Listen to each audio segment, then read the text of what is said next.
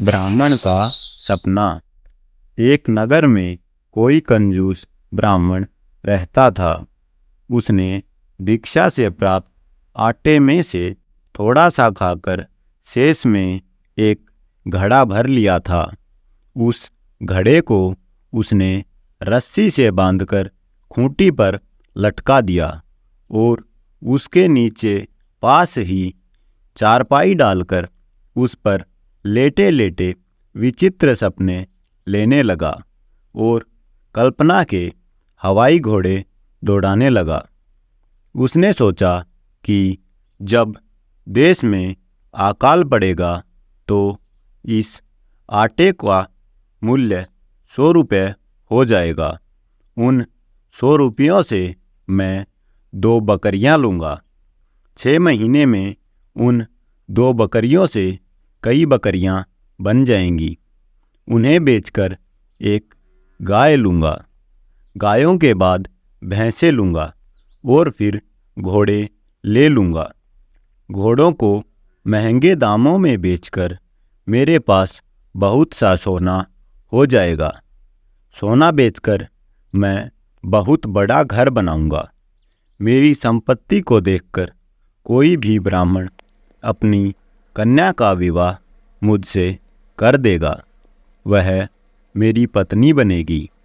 उससे जो पुत्र होगा उसका नाम मैं सोम शर्मा रखूँगा। जब वह घुटनों के बल चलना सीख जाएगा तो मैं पुस्तक लेकर गुड़शाला के पीछे की दीवार पर बैठा हुआ उसकी बाल लीलाएं देखूंगा। उसके बाद सोम शर्मा मुझे देखकर माँ की गोद में उतरेगा और मेरी ओर आएगा तो मैं उसकी माँ से क्रोध से कहूँगा, अपने बच्चे को संभाल। वह गृह कार्य में व्यग्र होगी, इसलिए मेरा वचन न सुन सकेगी।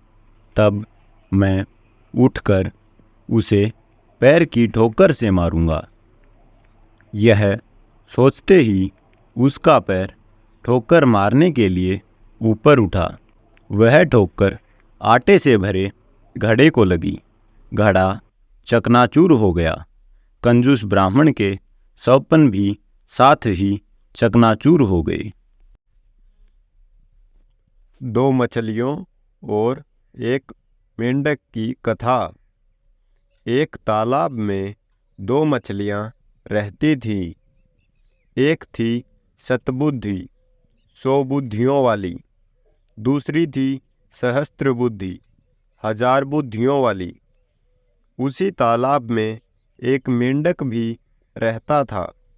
उसका नाम था एक बुद्धि।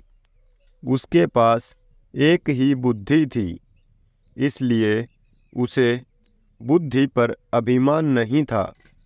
सतबुद्धि और सहस्त्र बुद्धि को अपनी चतुराई पर बड़ा अभिमान था। एक दिन संध्या समय तीनों तालाब के किनारे बातचीत कर रहे थे। उसी समय उन्होंने देखा कि कुछ मछियारे हाथों में जाल लेकर वहां आए। उनके जाल में बहुत सी मछलियां फंसकर तड़प रही थीं। तालाब के किनारे आकर मछियारे आपस में बात करने लगे। एक ने कहा, इस तालाब में खूब मछलियां हैं, पानी भी कम है। कल हम यहां आकर मछलियां पकड़ेंगे। सब ने उसकी बात का समर्थन किया। कल सुबह वहां आने का निश्चय करके मछियारे चले गए। उनके जाने के बाद सब मछलियों ने सभा की। सभी चिंतित थे कि क्या किया जाए। सबकी चिंता का उपहास करते हुए सहस्त्रबुद्धि ने कहा, डरो मत। दुनिया में सभी दुर्जनों के मन की बात पूरी होने लगे तो संसार में किसी का रहना कठिन हो जाए। सांपों और दुष्टों के अभिप्राय कभी पूरे नहीं होते। इसीलिए संसार बना हुआ है। किसी के कथन मात्र से डरना कापुरुषों का काम है। प्रथम तो वह यहां आएंगे ही नहीं। यदि आ भी गए तो मैं अपनी बुद्धि के प्रभाव से सबकी रक्षा कर लूंगी। बुद्धिमान के लिए संसार में सब कुछ संभव है। जहाँ वायु और प्रकाश की भी गति नहीं होती, वहाँ बुद्धिमानों की बुद्धि पहुँच जाती है। किसी के कथन मात्र से हम अपने पूर्वजों की भूमि को नहीं छोड़ सकते। अपनी जन्मभूमि में जो सुख होता है वह स्वर्ग में भी नहीं होता। भगवान ने हमें बुद्धि दी है, भय से भागने के लिए नहीं, बल्कि समझदारी से उसका उपाय करने के लिए। तालाब की मछलियों को तो सतबुद्धि और सहस्त्र बुद्धि के आश्वासन पर भरोसा हो गया, लेकिन एक बुद्धि मेंढक ने कहा, मित्रों, मेरे पास तो एक ही बुद्धि है। वह मुझे यहां से भाग जाने की सलाह देती है। इसलिए मैं तो सुबह होने से पहले ही इस जलाशय को छोड़कर अपनी पत्नी के साथ दूसरे जलाशय में चला जाऊंगा। यह कहकर वह मेंढक मेंढकी को लेकर तालाब से चला गया। दूसरे दिन अपने वचनानुसार वही मछियारे वहां आए। उन्होंने तालाब में जाल बिछा दिया। तालाब की सभी मछलियां जाल में फंस गई।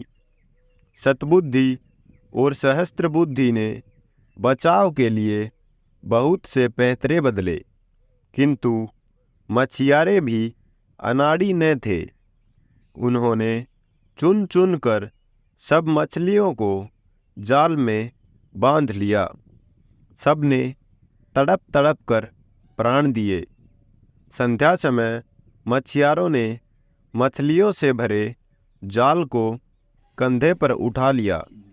सतबुद्धि और सहस्त्र बुद्धि बहुत भारी मछलियां थीं, इसलिए इन दोनों को उन्होंने कंधे पर और हाथों पर लटका लिया था। उनकी दुर्अवस्था देखकर मेंढक ने मेंढकी से कहा, देख प्रिय, मैं कितना दूरदर्शी हूं। जिस समय शतबुद्धि कंधों पर और सहस्त्र बुद्धि हाथों में लटकी जा रही है, उस समय मैं एक बुद्धि इस छोटे से जलाशय के निर्मल जल में सानंद विहार कर रहा हूं। इसलिए मैं कहता हूं कि विद्या से बुद्धि का स्थान ऊंचा है, और बुद्धि में भी सहस्त्र बुद्धि की अपेक्षा एक बुद्धि होना अधिक व्यावहारिक है।